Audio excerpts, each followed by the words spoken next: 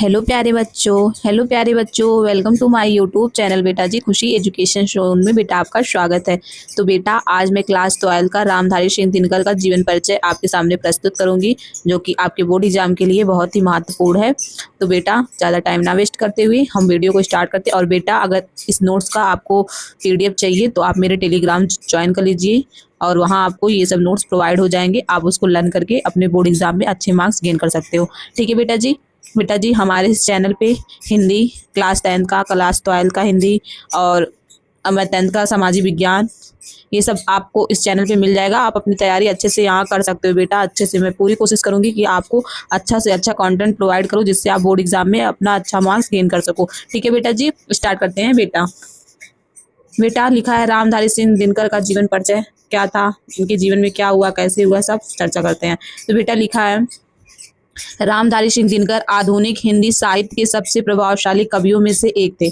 मतलब कि बेटा लिखा है रामधारी सिंह दिनकर जो थे बेटा, रामधारी सिंह दिनकर आधुनिक हिंदी साहित्य के सबसे प्रभावशाली कवियों में से एक थे। ठीक है बेटा जी, उन्हें राष्ट्र कवि कहा जाता है। किसको बेटा?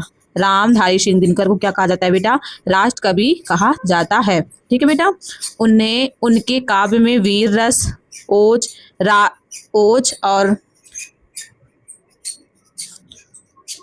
उनके काव्य जो थे बेटा, रामधारी सिंह दिनकर जी का जो काव्य था में वीर रस, ओज, राष्ट्रभक्ति, क्रांति और सामाजिक न्याय की तीव्र भावना मिलती है।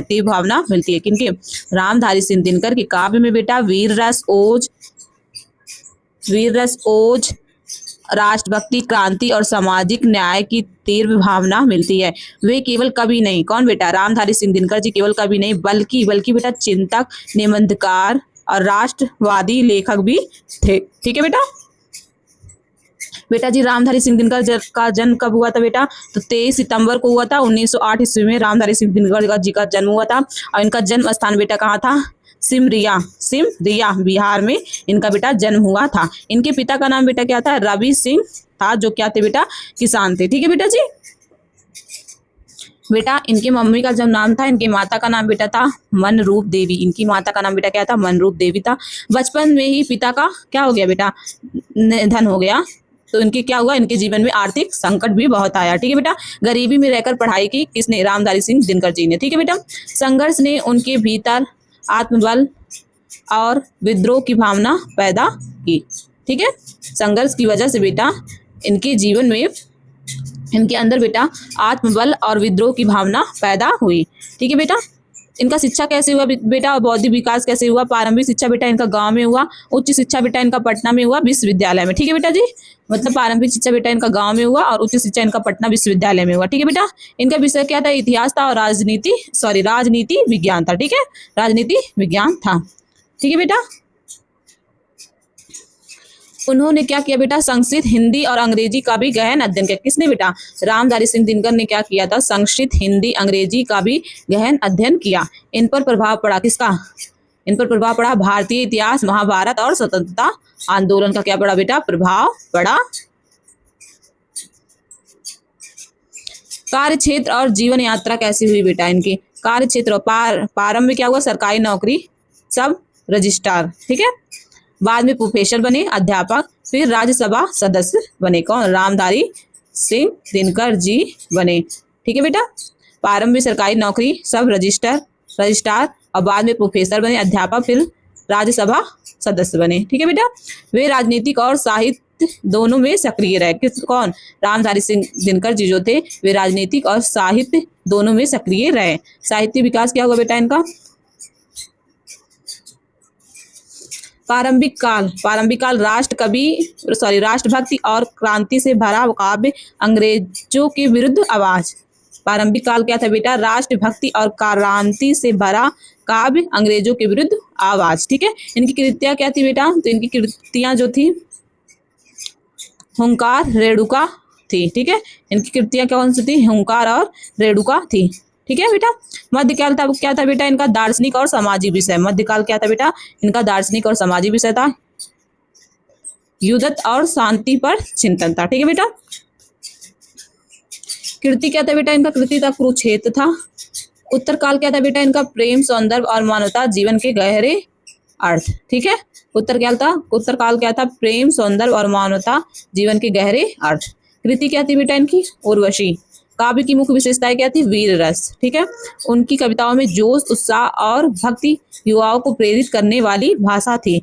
जो रामधारी सिंह दिनकर थे बेटा, उनकी कविता में जोश, उत्साह और भक्ति युवाओं को प्रेरित करने वाली भाषा थी। ठीक है बेटा, राष्ट्र कवि, स्वतंत्रता आंदोलन से प्रेरित, देश के लिए बलिदान की भावना किसके अंदर थी, रामधारी सिंह दिनकर के अंदर थी। सामाजिक न्याय क्या था बेटा, सामाजिक न्याय था शोषण, अन्याय और असमानता के खिलाफ आवाज, गरीब और पीड़ितों के पक्षधर।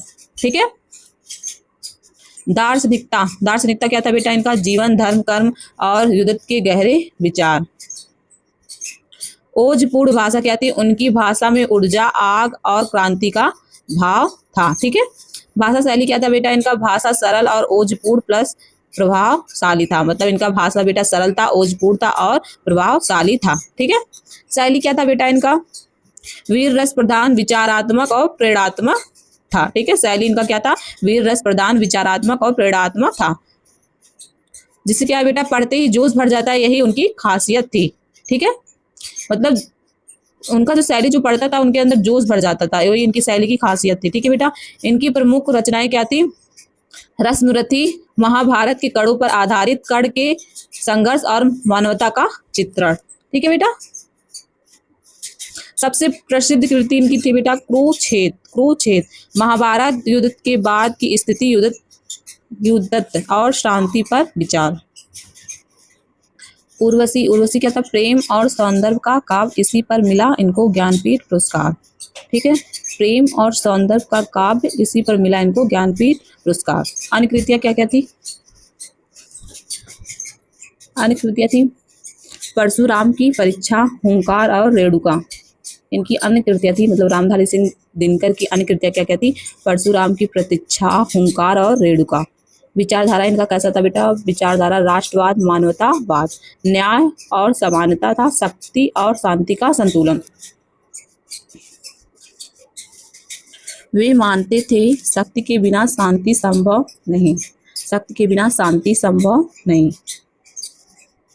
पुरस्कार और सम्मान इनको कब मिला, ज्ञानपीठ पुरस्कार मिला उर्वशी पे, पद्म भूषण, साहित्य अकादमी पुरस्कार इनको मिला। ठीक है, व्यक्तित्व कैसा था इनका, ओजस्वी और निर्भीक, देशभक्त और चिंतनशील,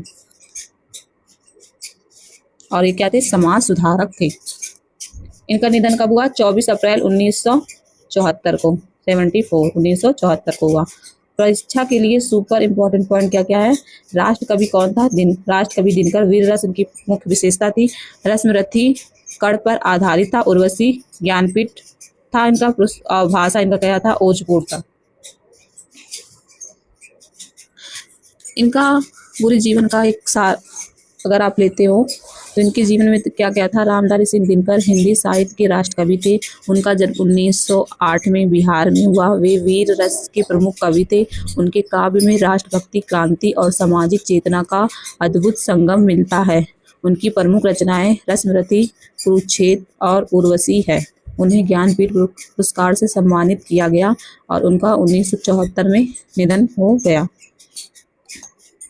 निष्कर्ष क्या है इनके जीवन का, तो इनके जीवन का निष्कर्ष यही है कि रामधारी सिंह दिनकर का साहित्य ऊर्जा, क्रांति और राष्ट्र प्रेम की ज्वाला है जो हर पीढ़ी को प्रेरित करता रहेगा। इनके जीवन का जो निष्कर्ष था क्या था, रामधारी सिंह दिनकर का साहित्य ऊर्जा, क्रांति और राष्ट्र प्रेम की ज्वाला है जो हर पीढ़ी को प्रेरित करता रहेगा। ठीक बेटा, थैंक यू सो मच बेटा for watching my video. Thank you so much बेटा, आप हमारे चैनल से जुड़े रहिए और अपनी पढ़ाई को निरंतर करते रहिए। थैंक यू सो मच बेटा, थैंक यू बेटा।